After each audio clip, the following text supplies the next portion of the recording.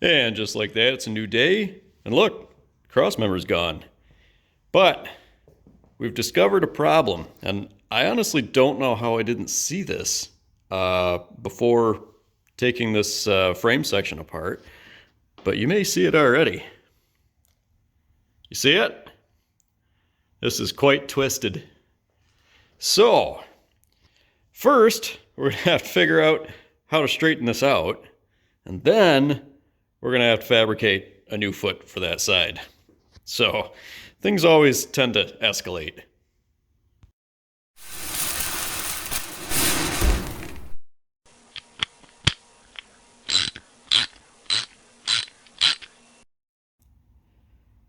So if modern problems require modern solutions, then antique problems require antique solutions? I don't know. But this is what we're going to try. We've got the welding table temporarily converted into a chassis jig. And so I've got the cross member secured on this corner with these blocks to get the center up off the table.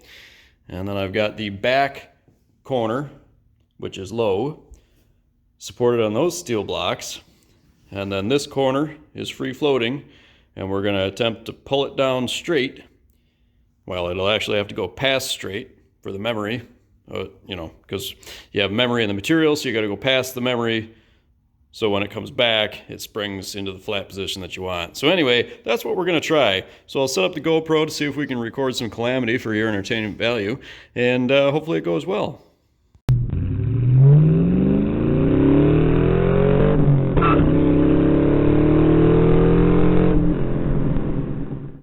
So that did improve it some, but unfortunately what's going on is we're bottoming out the center of the cross member before we can get all the memory out of it.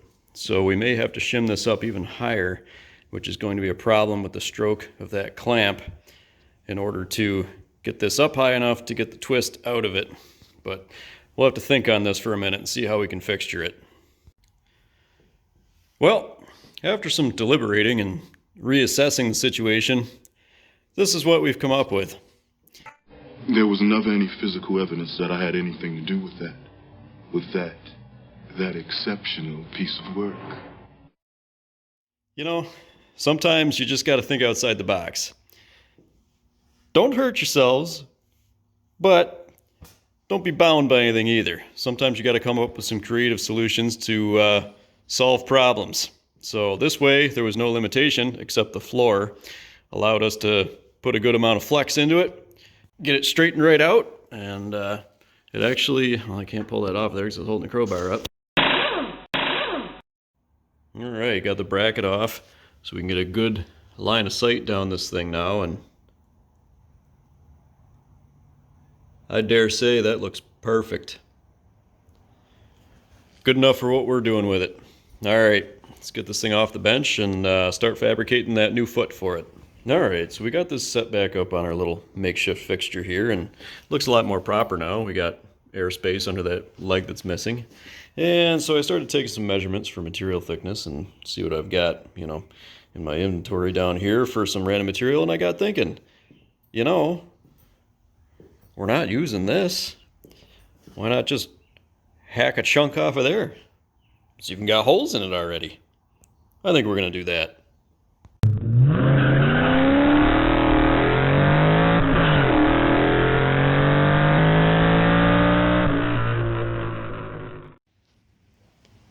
All right, so we got our piece nipped off, and I think we got a tentative plan here.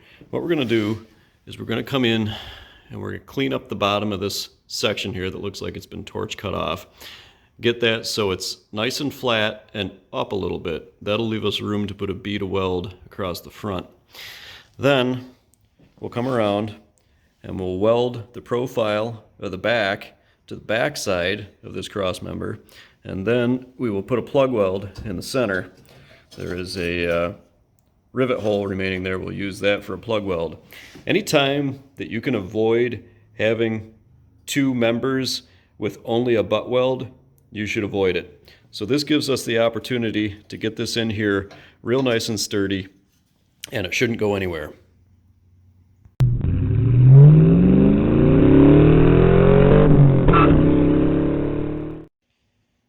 right, now what we've done is we've taken 2 measurements from this side and applied those to this side, and we'll nip off the extra material. That way this at least looks similar to the other side. Well, I was standing here at the workbench, and I had my little foot in place there, and I was trying to figure out all these scientific ways to fixture the foot such that the bolt hole would be in the right orientation, left-right, to the frame rail. And I'm coming up with all this different stuff and, trying to figure this out, and I'm thinking to myself, man, what I really need is a fixture. And then it kind of hit me like a ton of bricks. It's like, oh, well, you idiot. You have a fixture. It's right here in the form of a 1929 Model A chassis. So we've taken the cross member and put it in the chassis, ran 1 bolt in here to orient it to that frame rail, ran a bolt in here, get you right in there, ran a bolt in here to hold my new foot in place. Now we'll come in with the welder and we'll tack weld it here, and probably up in here a couple spots to make sure it's secure. And we'll pop the bolts out, pop the cross member out, weld it up on the bench. Easy peasy. Sometimes we overcomplicate things.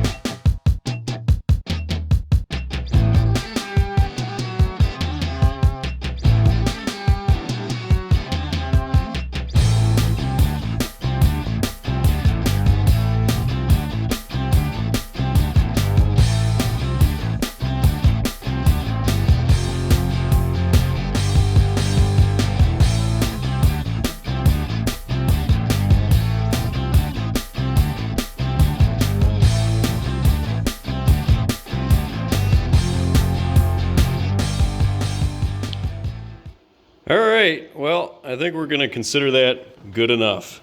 Is it perfect? No. Will it hold?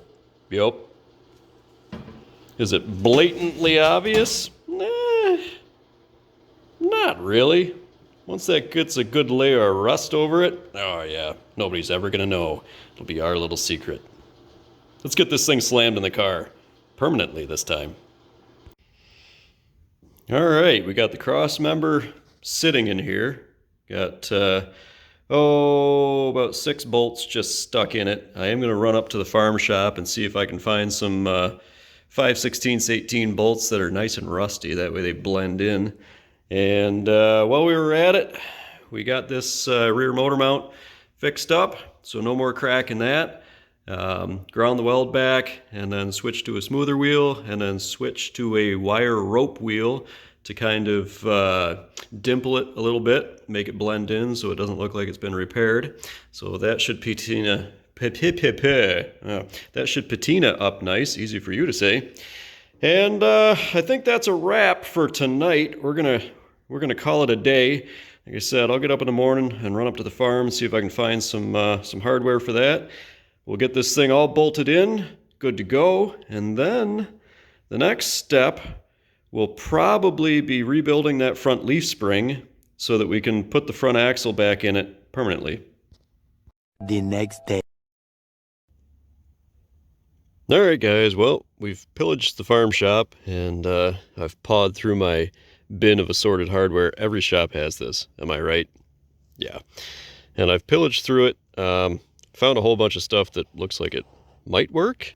So let's head back to the little shop and see if we can get this cross member bolted in for the last time. Alright, well, I am considering this cross member officially installed. I have spent an embarrassing amount of time that I don't care to admit searching for hardware that is crusty and patinaed enough to blend in, but at the same time is still in good enough shape to hold and be strong.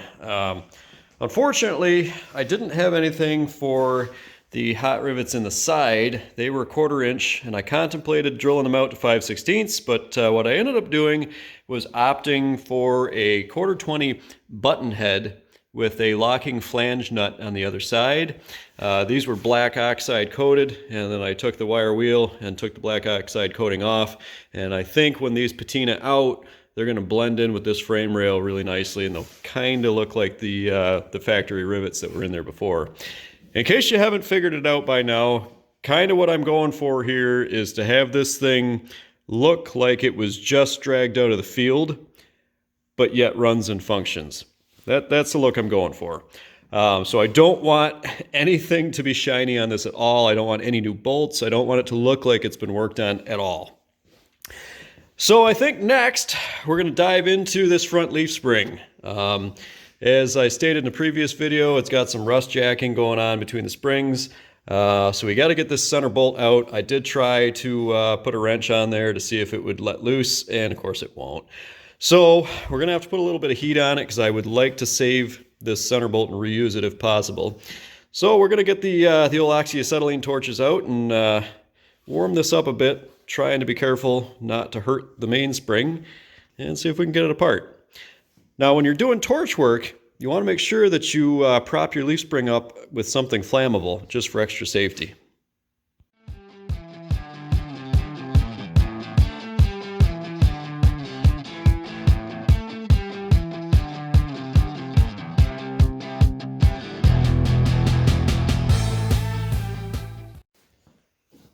Well, you win some and you lose some, and we lost one today, but it's got to come apart, so we might as well keep trudging forward regardless.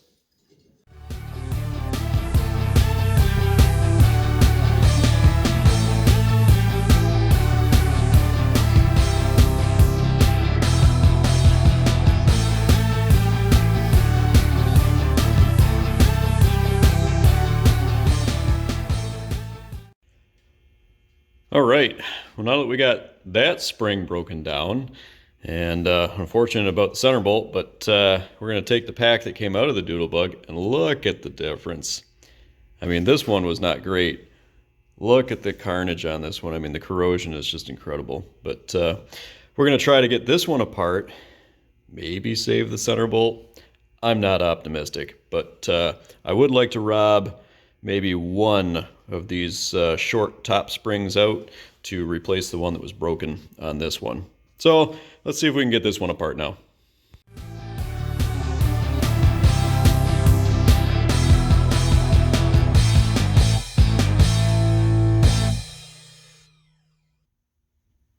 All right, so I think the first thing we're going to do is, if you look at this main leaf, it's got a little bit of a wonky end to it. So it somehow got bent.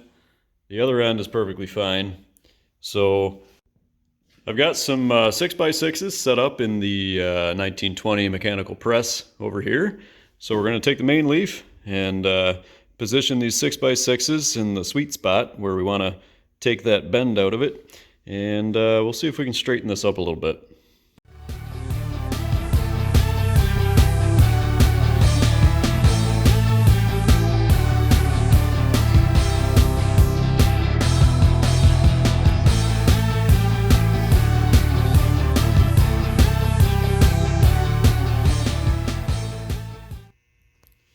Well, I think we're in business here.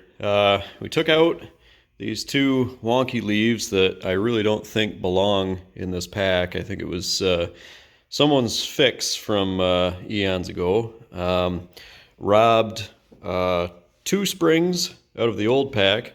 This one and this piece at the bottom that I'm going to trim up just so there's a decent saddle to sit on the frame cross member. And we squeezed them all together just to gauge thickness, and got a grade 8 bolt here that I will replace the original bolt with. I will just grind 4 flats onto the flange on this so it'll sit up through the square portion of the cross member. This guy right here. And I think the next phase is we'll take the clamp off, take the spring pack back apart, and take all the pieces outside and grind all the scale off them so we don't have any stress risers in there, and hopefully they won't crack for a while. I want to leave this, you know, the same patina as everything else for obvious reasons, so we'll probably end up either slathering grease on each of the leaves or possibly spraying them down with spray grease first. I haven't decided yet, but yeah, we're well on our way here. So we'll get these descaled and whatnot, put the spring pack together, and start getting this front end back under the car. This is exciting. We're going together, finally, gaining ground. But I think we're going to save that excitement for the next installment. So stay tuned, guys. There's a lot of progress that's going to be coming on this. We're picking up a head of steam here. I'm gunning for the next video, hopefully to have the front end installed under the car. I would very much like to have the front end on its own feet even. Obviously, the goal here is to get the engine setting in it so we can see if the engine's any good. And I don't really want to set that engine in there with it still on jack stands. So stay tuned. I appreciate you guys watching very much. Like and subscribe. Share the video. Keep saving the old iron.